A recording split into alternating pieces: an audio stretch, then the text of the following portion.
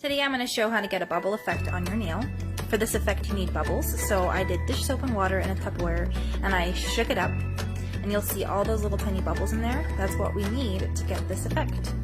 I will be using GelMoment's One Step Gel in the shade Underwater Haze. And prior to this video I did do one coat of Underwater Haze on the nail stick. But in order to get this effect, you actually have to have wet gel. So you're going to put on a second coat of gel and do not put it underneath your professional lamp yet. We want it to be wet because the bubbles are going to be put on there while it's wet, and they're actually going to leave that impression to get that really cool texture of the bubbles.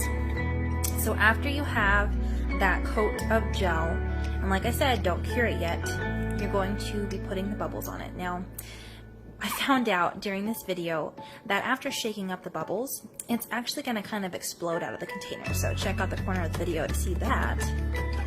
Ta-da! So be careful when you open it. But once you get that open, you're going to dip the wet gel into those bubbles and scoop up as many bubbles as you can to try and cover that entire surface. And once that's on there, now we're going to cure it. So I believe what happens is as those bubbles pop, as it's curing, it actually leaves that really cool texture. And if you don't like that texture, you can try and do a coat of Clearly Frisky over it. But you want to make sure it's thin enough that it doesn't actually cover up that texture, it doesn't fill it in. But after you cure it, wipe off those bubbles and ta-da! You have that really cool, unique texture of bubbles on your nail. How cool is that?